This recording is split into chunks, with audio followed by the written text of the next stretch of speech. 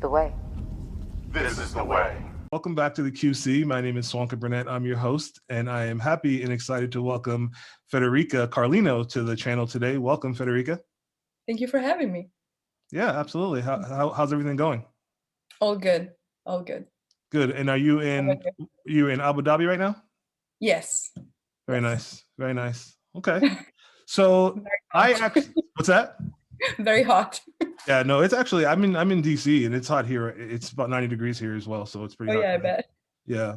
But yeah, no, so I actually, the way I if I recall correctly, the way I kind of came across or we kind of got introduced virtually on really through Instagram was through Rise of the Villains. You know, I happened to notice that or somewhere it just popped up in my my visual, and I started taking a look at it. And I'm the kind of person where when it comes to movies and specifically superheroes, comic books, that kind of stuff, I've always been more fascinated by the villains because the villains, they get the best storylines, they get the best lines a lot of the time. And that had me very curious that this project where you're basically taking the villains from really the DC universe and making them really the focal point and kind of just telling a story with them. I thought that was really interesting. So can you talk a little bit about how you came to that decision? What was that like starting the Rise of the Villains, or creating it, I should say? Sure. So I always wanted to do something about the Joker. It all started when Heath Ledger passed away. And I always wanted to make a tribute to his figure and like his character. And talking with some peers, I was like, oh, I would like to do this. And a friend of mine said, oh, I have a couple people that can play a couple villains. And one of these was Harley Quinn, which now is my very, very close coworker. And so she played Harley Quinn, and then we gathered the Riddler, which was one of my other peers, and we started to collect everyone. And we went just for fun, actually, initially, because we just wanted to do something fun all together. And so we found this location, which is a very famous abandoned and actual asylum in Italy. And we were like, okay, I think this is the greatest location to use because it's free, first of all, and nobody's gonna bother us. And I think in one day we can do everything. So we just went one day and we shot everything and we posted online, but it actually got pretty viral. So everyone started to ask about this first episode. It was actually just one short, and then people wanted more. So now we are actually shooting the fourth one, and people are really liking it. And they follow us on social media. They ask us questions, and it was actually also screened in I think it was a comic festival, a Comic-Con in Rome. Okay. So everyone started to follow us with that, and it started to blow. So we were like, well, we didn't expect that. It was just for fun. Gotcha. So when you guys filming the fourth episode or installment?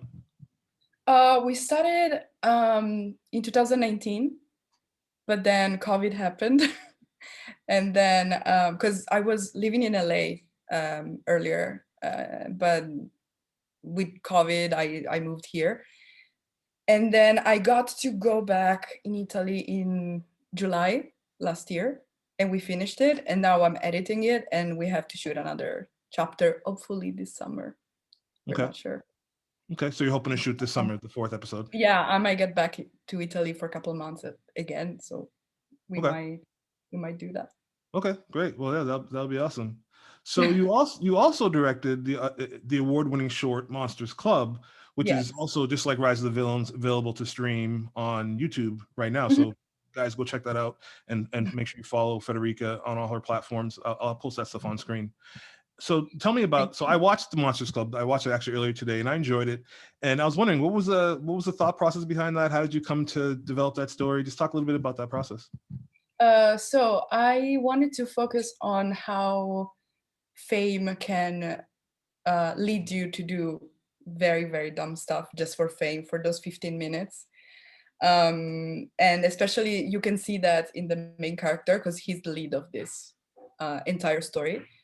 It was actually inspired by a real story that happened to me. Nobody died, but but a friend of mine got injured during a prank, and still today he's limping from that prank. And I always thought, what if what if he died that day? So I always had that thought, and I said, well, I should write something about it. And the Monsters Club came up in my mind. And yeah, it was actually a really fun project to develop, because the young actors are so talented, and it was so much fun working with them. But yeah, I also wanted to do something with the 90s. It has always been a dream of mine. I hope it came through well. But yeah, was basically that. Also coming of age and friendships when you are a teenager, and what's the best for, when you're put in front of some decisions, what's best for you, what's best for the others, and how people become selfish in front of those kind of situations. So yeah, but I saw that different people got different messages from it, and I actually love it. Good stuff. Yeah, no, I definitely, like I said, I enjoyed it, and I thought the way it was shot had just a very fun kind of like sense of wonder, and a very kind of interesting take on, telling a short story about what it would be like to, experience something like that. So yeah, it's Yeah. pretty cool. So we mentioned Rise of the Villains. Is there anything else that you have coming up that you're working on that you would like to talk about or tell us about? With the Monsters Club, actually, I'm trying to um, transform it into a TV series, because that's just a proof of concept. I would like it to be a TV series. And as of right now, with COVID, it's very difficult to work on something, but I'm actually writing a lot. And as of now, I'm having this podcast with a friend of mine, and we are trying to interview, as well as you, other artists, especially from Italy, because we want to give them a chance to tell their story and Sure. showcase their art, and try to promote Italy as much as we can. Sure. Good stuff. Yeah. Yeah, no, I think the international stuff, just in general, no matter where you live, I think it's always interesting to see other countries take on properties from another country. So like the Yeah. Italian take on the Joker, the Italian take on Riddler, it's really interesting, and just, those characters really are designed to be interpreted differently Mhm. by different people. So I think it's really cool to see, properties that originated maybe in the US or really anywhere being adapted in other countries. So I think that's pretty cool Yeah. that you guys did that. So, okay. So I have just a couple of fun questions I want to ask you so we can learn a little bit about you. So Okay. if you could have dinner with any of the live screen Jokers, assuming that you're going to be safe, right? So we're talking, Okay. Heath Ledger's Joker, Jack Nicholson's Joker, Jared Leto's Joker. You could have dinner with any one of those. Who are you Oh choosing? no, Who are you choosing and why? I like all of them. Probably, as I said before, Heath Ledger. I would like to have a conversation with his Joker. Gotcha. Okay. Yeah. Why? Because I think it was the first time that people actually started to like him. Because usually, I mean, everyone likes the Joker anyway, but I don't know, his version was so different from the others that I've ever seen, and he was a very versatile actor. I saw many of, probably all of his movies, and I'm missing a couple. And I saw that he's very versatile, and when they chose him, I saw people being a little bit, no, we don't want Heath Ledger to be the Joker. But then when they saw him, they actually understood what was the work behind it. And I got the chance to see that documentary on his diary, Mm-hmm. and it was like the work on his character was phenomenal, and I would love to have a dinner with him. Yeah, no, I honestly, so I love Heath Ledger. It's one of those things where I Mm. remember when he got casted, I was kind of indifferent. I wasn't really upset about it, but I just thought, oh, that's an Yeah, odd everyone choice. was so upset. I don't know Yeah, why. I just thought like at that time, I think I was only aware of him from 10 Things I Hate About You, which is, like a Oh, really? Okay. teen romantic comedy, which I actually really enjoy. But I just thought, Yeah. okay, I hope he does a good job. And then slowly as things started to trickle in as far as like some of the behind the scenes stuff, I was like, wow, he's doing something really interesting. And then obviously we all saw the movie, and what he did was transcendent, and Hmm. really the star of the movie in a lot of ways was Heath Ledger. And that's the one, people don't really talk too much about Christian Bale's performance. They talk about Heath Ledger, and That's true. Even if Christian Bale was fantastic. right. And yeah, he was great as well. But Heath Yeah. Ledger, what he did with that role, it's going to stand the test of time. I think 100 years from now, Yeah. they're going to be talking about that as like one of the best villain performances of all time. Yeah. So What catch my attention was the fact that he was licking his scars, and it was such a detail that I thought, whoa, this is so clever. I would never think about that. Yep. Yeah, no, he really did something amazing with that. All Mhm. right, so Star Wars or Star Trek? Star Wars. Star Wars. Okay, that's my answer as well. Why? But I love Star Trek as well. But Star Wars is it's more close to my heart. Okay, yeah, no, I'm a Star Wars person as well. I like Star Trek, but Yeah.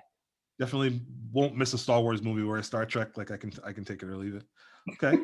So, are there any movies or TV shows coming out soon that you're looking forward to?